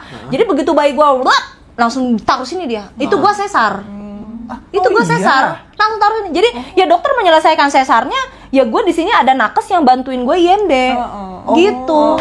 Bisa. Nanti kan kalau kita request IMD walaupun sesar, itu suhu ruangannya akan diatur juga, jadi nggak masalah. Dan bayinya kan pasti akan ada ininya ya, lapisan-lapisan selimutnya segala macam. Terus di situ kan nakesnya either kalau itu DSA-nya atau bidannya, perawatnya kan akan memperhatikan tanda-tanda vital bayi ya. Betul. Jadi kalau emang udah kelihatan biru atau apa, pasti kan akan langsung ditindak gitu. Cuma kalau nggak ada masalah, dan juga dada ibu itu anget banget itu inkubator alami. Makanya ada metode kanguru. Betul, Ya kan, itu betul. bayi-bayi kecil, ya Allah, ditaruh di dada jadi inkubator. Nggak perlu inkubator 50 juta, berapa juta sih inkubator, pokoknya mahal deh. Itu payudara, dada, itu dari Allah Subhanahu wa Ta'ala, gratis dikasihkan sama Allah. Gunakan itu saat SCIMD ya, tidak usah takut-takut, asal ada DSA yang mengintai. Masalahnya banyak orang juga belum tahu kanguru method. Betul. Jadi Jadi sih gue berharapnya, terutama DSA nih sama Iya. Obgyn itu Banyak yang jadi konselor laktasi. iya, banyak jadi konselor biar laktasi, tahu. biar Benar-benar. tahu prosedur-prosedur ini semua. Karena di Afrika pun sempat diteliti, yang aku tahu tentang kanguru method ini, di Afrika tuh sempat diteliti bahwa kanguru method itu bisa meningkatkan angka harapan hidup pada bayi prematur. Betul. Afrika di Ghana juga tuh Iya. ada Bahkan pada penelitiannya. keluarga yang menengah ke bawah. Menengah ke bawah, Yang mereka bener. nggak punya dana apa-apa. Nggak mampu Bener. buat Iya. di ini cu sehari mahal loh, say. Makanya sebetulnya itu tadi tubuh ibu tuh inkubator alami, dia akan otomatis menghangatkan dirinya untuk si bayinya. Jadi tubuh ibu tuh udah ekosistemnya si bayi itu sendiri, udah Betul. ekosistem loh disebutnya. Betul. Makanya justru untuk semua kalangan tuh inklusif sekalipun melakukan itu tuh benefitnya banyak banget. Gitu. Dan kanguru method tuh bukan cuman ke ibunya tapi ke bapaknya, Bapaknya juga bisa. Betul. Benar. Bapaknya juga anget kok, guys, walaupun teteknya useless. Tetenya hanya pajangan dunia. Tapi bisa kan dikeluarin kan? Bisa keluar hasilnya. Lu makanya gue bilang, lu kalau gue Jangan, ntar gue mastitis. Takut banget gitu. Guys. Duh, malu. cowok itu kalau dipijit arugaan aja asinya bisa keluar, serem nggak? Sama keringet jangan lupa, asin ini. Bau Samsu. Tapi aku mau tanya ini. Tadi kan kita ngebahas masalah ASI kan, udah panjang tuh. Nah, kalau dibandingkan dengan MPASI, secara umum lebih berat mana nih? Aduh. Atau sesi kedua kali? Atau gini deh, kasih ininya dulu. Kalau bayangan-bayangannya dulu. Momen ya, gue sendiri ya susahan MPASI. Oh, sumpah. Susahan MPASI. Kalau nyusuin Enggak itu sih. Nggak, anak kedua. gue nauzubillah min Anak pertama gue ASI, MPASI-nya la ilaha illallah. Dia pokoknya guru gue tuh. Kalau dia lancar tuh, si Aili lancar, ASI MPASI-nya, gue gak bakal jadi gue sekarang. Gue bakal jadi dokter apa-apa. Tapi dia guru gue yang membuat gue berkecimpung di sini. Karena dramanya banyak banget ya. Banyak banget, Akhirnya. Kayak anak gue yang pertama. Pas bibit, ASI lancar, MPA. Anak Sama. sorga. Sama. Anak yang kedua juga Sorga dong. Anak kedua juga Sorga kan? Sorga, dua-duanya sorga. Oh, dulu sorga. Benar. Maaf ya ini. Ya, tapi sama kayak gue. Jadi anak yang pertama itu banyak banget dramanya. Justru gue belajar dari situ. Cuma emang momen MPASI gue di anak pertama itu satu hal yang gue pelajari ya, gue tuh terlalu idealis dan idealisnya itu sampai nggak masuk akal. Dan itu melelahkan gue sendiri. Lu kasihnya salmon ya, Mak? Contoh iya benar. Oh, Jadi fish itu ya apa? jadi pakai Zaitun. Jadi Mak gua aja mampunya belikan ke mama Bandung. Dia gaya-gaya kayak salmon. jadi sama banyak loh. jadi salah satu Tapi kan kembung gede nutrisinya. kembung ala salmon bagusan kembung. Benar. Pertama karena itu perairan Ribet deh. Indonesia juga dan lebih seger lah nyampe Indonesianya juga benar. gitu. Masing-masing Enak kok, masing-masing tuh ikan hebat lah gitu. Tapi Iya. kalau tingkat kesegaran ya ikan kembung lah. Lo pastinya. idealisnya apa, Mak, tadi? Nah, enggak, jadi ya idealisnya itu adalah gue Zaitun. enggak, pasti kan kita pengen yang terbaik nih sama Benar. anak buat anak kita. Cuma salah satu kesalahan gue adalah gue membedakan menu makan anak gue dengan menu makan keluarga. Oh, itu Jadi yang sering kesalahan di ibu-ibu itu adalah pada saat anak pertama dia pengen semua bahan makanan anaknya best of the best. Organik, grain fed, grass fed. pokoknya istilah-istilah yang gitu. Padahal pas sambil main makan nasi Padang. Iya, padahal anak bayi itu MPASI-nya kalau nasi Padang juga tuh nggak apa-apa. Iya. Yang penting nggak Tinggal pedas, diteksturnya nggak dan terlalu nggak asin, pedes. nggak Iya. terlalu manis. Jadi kalau ngikutin WHO juga sebetulnya makanan yang dimakan orang tuanya itu adalah makanan yang dimakan anaknya juga, bedain aja teksturnya. Cuma ya itu akhirnya gue bedain. Terus yang paling konyol itu adalah bubur anak gue kasih minyak zaitun. Siapa yang ngajarin? Sampai gue Dan itu dia berapa lama dikasih gituan? Gue yang ngajarin, sampai anak gue trauma makan akhirnya. Coba lu bubur ayam lu bunda, lu makan bubur ayam, Nggak enak lu lah. tau minyak zaitun muntah fix.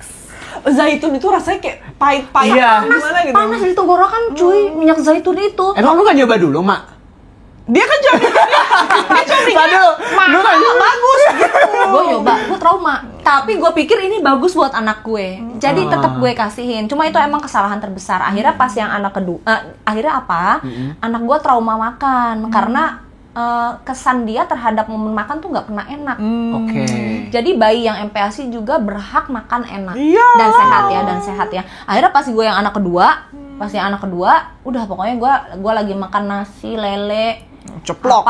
sama pokoknya telur, udah Pak, yang simpel-simpel aja makanan Iya. rumahan, lap-lep cuy, makannya lap-lep gampang banget pas anak kedua dan nggak mahal juga akhirnya. Dan beresiko jadi nggak picky eater ya? Nggak picky eater. Benar. Dan berat badannya juga bagus pas anak kedua, pas anak pertama ya Allah gue trauma banget. Tapi buat teman-teman juga di sini yang namanya MPASI itu kan makanan pendamping ASI. Betul. Jadi sebenarnya ASI itu mulai usia 6 bulan dia udah nggak cukup nih memenuhi kebutuhan nutrisi dari si anaknya. Masih bagus, tapi masih nggak bagus cukup untuk- banget.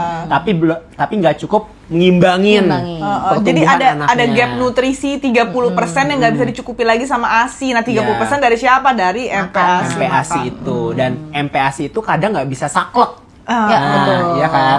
Mungkin ada yang bilang, sesuai buku ini harus kayak gini. Sebenarnya menyesuaikan dengan kondisi anaknya juga. Iya, yang penting konsep dasarnya sama semua Feeding buku, rules-nya cuma sama. Feeding rules-nya. kreatifannya ya terserah deh. Kayak di TikTok, lu tak pernah lihat nggak yang dijajarin mainan anaknya terus disuapin habis itu baru ke anaknya. Iya. Itu kalau yang apa namanya MPASI saklek nggak boleh kayak gitu, itu Nggak. distraksi gitu. Tapi Bu, lakuin aja Bu.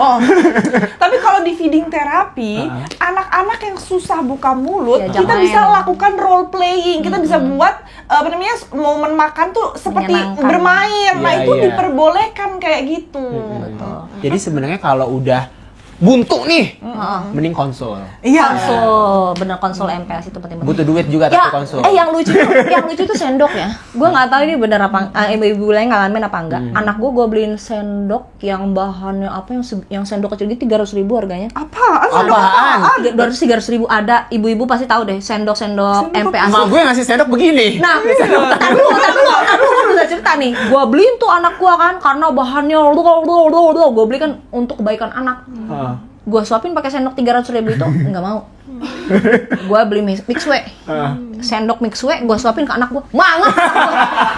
Ini MPASI apa yang anak gue disendokin mixue banget, gua nggak ngerti ada keajaiban apa di sendok mixue itu. Enggak, berarti anak lo merakyat. bener amat diginiin pakai tangan, mangap deh. Ya Allah, tuh sendok 300.000 jadi kenangan. Ibu-ibu Indonesia kita kan kulturnya makan pakai tangan ya. Sunnah Rasul juga kayak gitu kan, karena di tangan itu ada bakteri-bakteri baik baiknya. juga ya. Betul. Nah, itu juga tiap suapan juga beda ya. Kayak suapan emak gue sama suapan mbak gue enakan sedepan suapan mbak gue. Iya. Emak gue tuh rasanya agak kasar gitu. Tangannya lebih berbakteri baik ya. si mbak sup tuh kayak agak genyel-genyel gitu loh tangan jarinya. mbak-mbak lah ya. Tangan mbak-mbak lu tau sih mbok-mbok jomblo. Iya. Kalau kan tangan konglomerat ya. Beda ya. Jadi kayak gue nggak biasa nih jebret kayak gitu. Agak kasar. Kalau mbak gue tuh kayak gulok-gulok sedap deh pokoknya. Iya. Jadi gue kalau makan sama mbak gue tuh nafsu gitu gulok-gulok. Tapi disuapin tuh enak banget sih pakai tangan. Tapi gue jadi keinget ya, tadi kan salah satu feeding terapi itu dibuat menyenangkan kan. Iya. Bayangin apa yang pernah gue lakuin pas anak gue mogok makan. Gue kasih kertas nasi di lantai, nasi gue sebarin. Kayak ayam nih anak. Tapi anak gue dimakan sama dia kan, gue bingung. Anak gue kenapa sih ya Allah, jadi udah habis nasinya. Gue sebarin lagi tuh nasi. Apa gue sebarin lagi? Maksudnya liwetan ya? Iya. Sama dia dipungutin, makan nih, heran banget gue sama anak gue. Kalau di Arab ya, gue kan ada Arabnya ya. Kita tuh kalau makan emang di lantai. Jadi mereka tuh punya plastik transparan gitu. Kadang-kadang ada yang berwarna juga sih. Jadi dilepas gitu, digedein gitu, ditumplukin makanan di situ. Udah kita makan bareng-bareng di lantai, bukan pakai piring di plastiknya itu. Makan jadi tuh anak tapi jadi asli kayak begitu deh. Enggak, tapi gue ada rasa, tetep kayak ada rasa bersalahnya sama anak. Enggak, lu Ngasih makan Arab sedap. Yang penting kan yang penting anak gue tumbuh makan kembangnya. Iya Tapi benar. berat badannya naik, dikasih metode makan sebar lantai itu. Berarti anak lo merakyat mah. Bener-bener di anak gue. Oke, gitulah pertanyaan tadi. Jadi apa namanya, emang ya namanya ini ya, namanya ngurus anak ya. ngurus anak, terus nggak bisa zona SOP saklek banget kan. Real. Kita coba jawab pertanyaan netizen kali ya. Boleh. Nanti kita coba. Berapa juta nih? Oke guys, jadi masuk ke segmen keempat nih. Mak, Dok, ini ada beberapa pertanyaan netizen. Yang sebenarnya dikit sih yang nanya juga. Pertanyaannya banyak banget. Banyak pertanyaan, wah cuma Cuman kita pura-pura aja. Enggak, itu yang pertama kenapa nggak ada hubungan sama Tete? Nggak apa-apa. Oh iya. apa. Kan sama-sama perempuan. Oke. Nah, tapi masalahnya kan masih banyak yang takut pakai menstrual cup nih. Oh. Jadi ada pertanyaan, mau tanya, apakah betul menstrual cup tuh bisa buat kanker? Tapi sebenarnya Macit atau dokter pernah pakai menstrual cup nggak? Aku pakai. Gue jujur nggak nyaman. Oke. Kalau gue pakai, tapi kalau nggak lagi traveling sama nggak lagi berkuda. Karena kalau berkuda sakit, say. Karena kan banyak up and down ya. Hobi orang ada ya. Tahan dulu. Oh, iya. Masalahnya gue berkudanya. Oh iya, terus.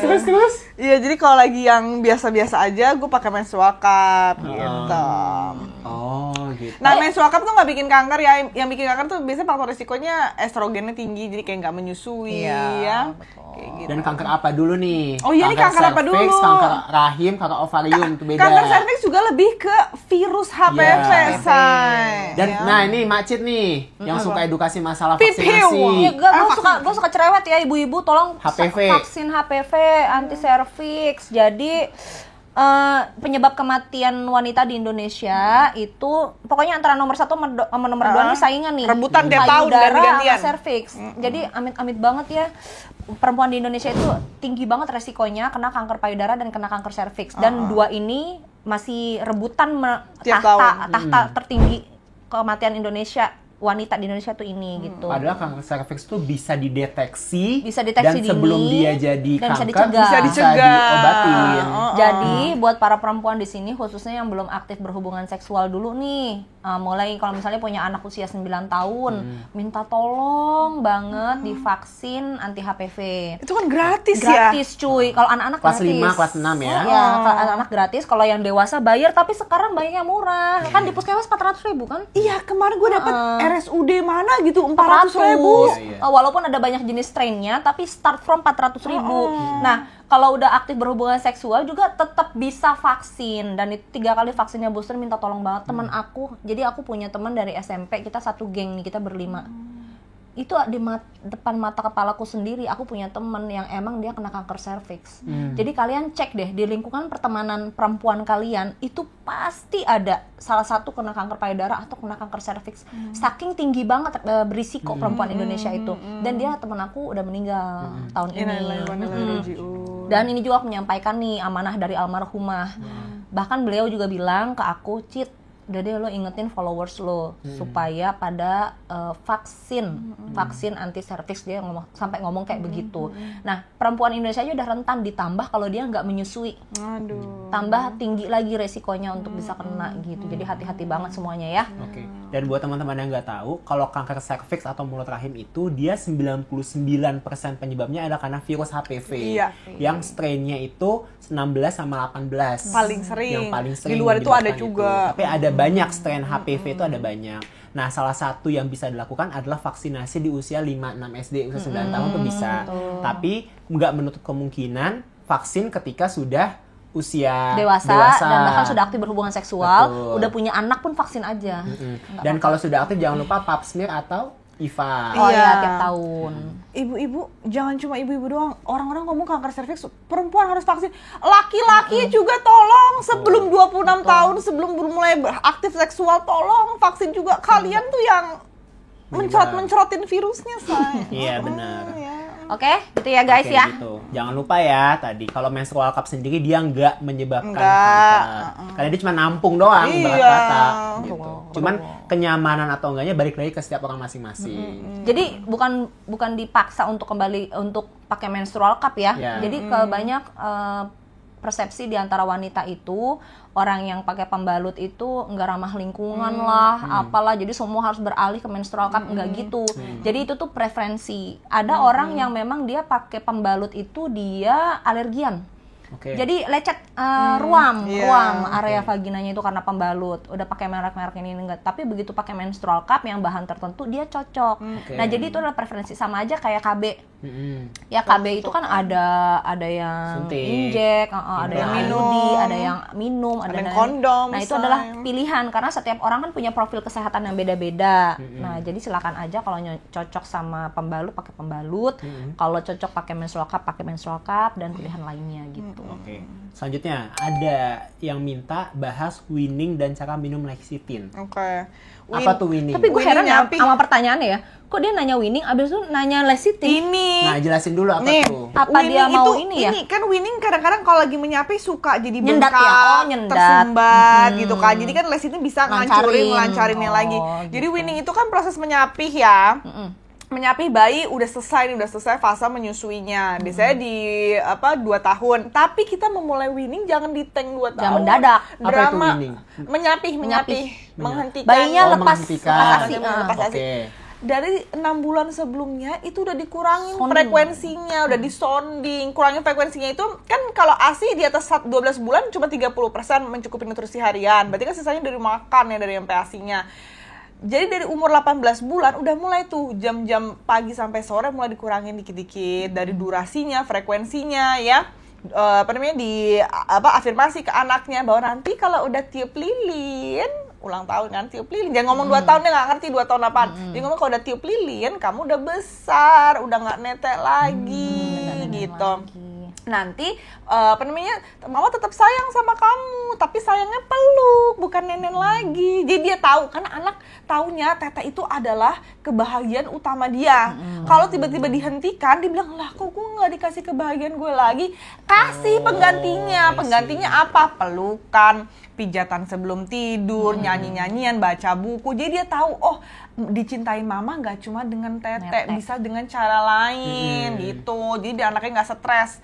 Nah, itu dari 6 bulan sebelumnya udah dimulai kan. Terus dalam prosesnya itu kadang-kadang emaknya namanya supply ya masih banyak, tapi demand-nya udah mulai berkurang. Bisa jadi ada genangan ASI, akhirnya itu kan ada lemak ya, lemaknya kayak lumut di selang air. menggumpal, jadi tersendat, namanya clog duct. Nah ini biasanya lecithin dibutuhkan bala bantuan untuk ngancurin si lumat yang menggumpal itu biar lumut yang menggumpal itu biar lancar lagi. Nah lecithin bisa diminum kalau ada keluhan ibu ya, nyeri payudara, ada benjolan, badan meriang atau demam, itu boleh dikonsumsi ya, dikonsumsi minimal dosisnya 5.000 mg sehari, sesuai merek masing-masing deh, soalnya beda-beda satu kapsul itu miligramnya gitu.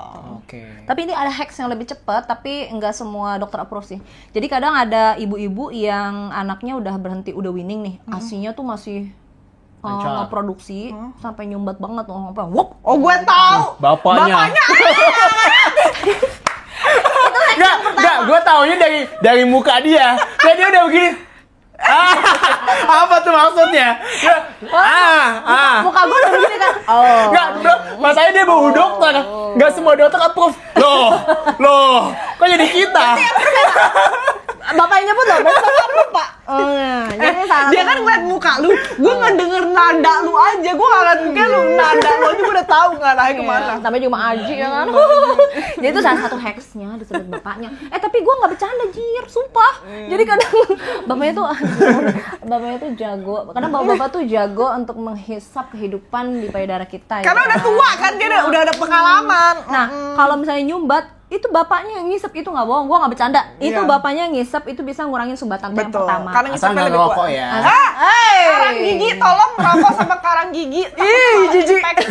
Iya benar. Itu hacks yang pertama, bapaknya bantu isep. Nanti bau Malbo. Terus atau hacks yang kedua, kalau mau cepet banget berhentinya itu minum pil KB. Oh iya benar. Langsung berhenti Atau asinya. enggak obat pilek yang obat- ada pseudoephedrine itu juga lumayan cepet.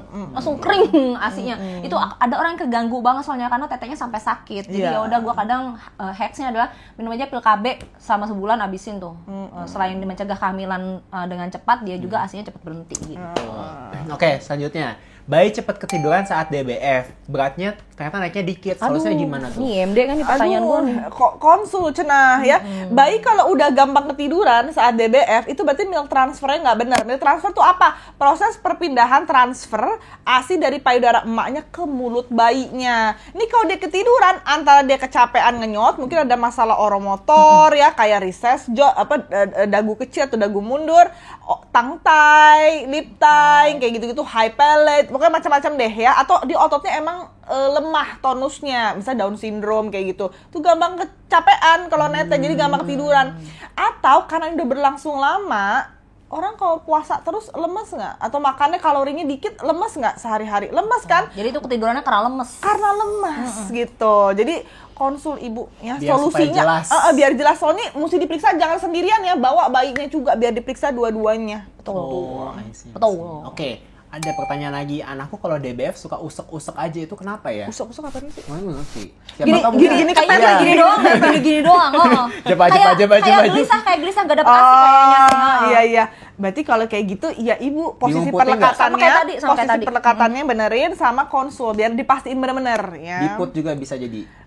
Ini luas sih. Oh, Kompleks, Nggak makanya harus dicek dulu. harus dicek. Kenapa masalahnya? Kadang-kadang ya, kalau konsul emaknya doang yang datang, bayinya Bapaknya nggak dibawa. bayinya Iya. itu apa yang mau dibenerin? Iya, kita bingung. Ibu, bayinya mana? masukin Di ke tas, rumah. bawa, Bu. Ibu, kan ibu keluhannya apa? Iya nih, payudara saya nyeri.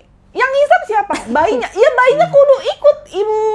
Iya, betul. Jadi bayi, anak, bapak. Bapak, kalau ada Bapak, bapaknya, soalnya mesti ngedengerin bawa. dan mesti, karena ini ya, kita dari hamil aja, bukan kita Tuh, doang, tapi betul. semua perempuan kalau hamil itu otaknya tuh agak menciut sedikit volumenya fogging. ya, itu namanya mommy Mom's brain, brain. mom's brain ya. Jadi lupa, lu pernah sepikun nggak pas hamil? Nah itu berlangsung sampai bayi 6 bulan habis lahiran postpartum 6 bulan. Haho, dia ngobrol tuh hahaha. Iya, nggak. Nah, bapak itu kan nggak kayak begitu. Jadi dia tuh menyerap ilmu dan dia ngingetin ke bininya. Karena bini pasti ntar nyampe rumah, tadi tuh dokter ngomong apa Ngomong apa ya? ya? Nanya lagi nih, ntar DM lagi. Oh iya, Dan dari tadi gua ngoceh 2 jam apa gitu. Jadi dia translator aka penyimpan memori tuh lakinya. I see. Tapi catatnya itu jika ayah dan ibunya berada dalam pernikahan yang ideal. Kalau nggak ada bapaknya nggak apa-apa, ibunya aja sama bayinya yang dibawa, oke? Oke. Ini Bener ada tuh, pertanyaan lagi dari temenku yang kebetulan dia masih punya, maksudnya dia punya anak yang usia 9 bulan. Kan lagi fase MPASI banget ya. Fase Ini horor.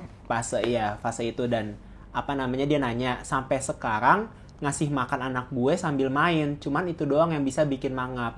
Di meja bisa mangap tapi dia manjat, gue yang stres. Nggak apa-apa nggak sih dok? Nggak apa-apa nggak sih mak? Oh berarti ini dia nggak betah di high chair gitu ya, Iya. mulai sambil jalan-jalan ya, 9 bulan. Nah ini biasanya agak kompleks nih, mesti dilihat terutama observasi proses makannya. Karena bisa jadi dia ada masalah oromotor. Jadi anak-anak yang oromotornya berlebih ya, dia tuh mesti dibikin capek dulu sebelum makan. Oke. Makanya kalau kayak di Montessori, playgroup gitu-gitu, 30 menit sebelum mulai sekolah, mau mulai mata pelajaran, itu biasanya disuruh main dulu di Lari-lari. playground, Oke. lari-lari. Jadi pas nyampe kelas, bisa duduk anteng dan memerhatikan. Nah, Oh, proses gitu. makan itu kadang-kadang butuh kayak gitu. Terus bisa jadi ada masalah sensori. Sensori itu bisa dia sensori atau hipersensori. Nah, itu juga bisa berpengaruh ke proses makan yang dia nggak nyaman. Jadi nggak anteng gitu. Jadi sebaiknya konsul sih untuk diobservasi proses makannya itu. Kalau tumbuh gigi? Ada Tumbuh hubungannya? gigi nggak sampai Nggak sampai beranjak kayak manjat gini. begitu, enggak, Oh, mingkem gitu. doang. Paling tumbuh gigi itu biasanya ngemut, ngelepeh biasanya. Oh, I see. Atau mingkem juga bisa. Nggak mau dia. Oke, itulah teman-teman sesi podcast yang kedua kita. Keren banget hari ini, materinya banyak banget, luas banget. Jadi yang namanya menyusui itu ya namanya ganjarannya surga. Betul, Benar. betul banget. Setiap tetesnya. Emang tetek kanan tetek kiri ngomong tuh pakai insting kita ngomong. Banyak ganjaran surga karena seribet itu, tapi manfaatnya juga seluas itu. Betul. Jadi buat teman-teman semoga ilmunya bermanfaat. Sampai jumpa di podcast selanjutnya. Makasih tetek kanan Bye. tetek kiri. Bye.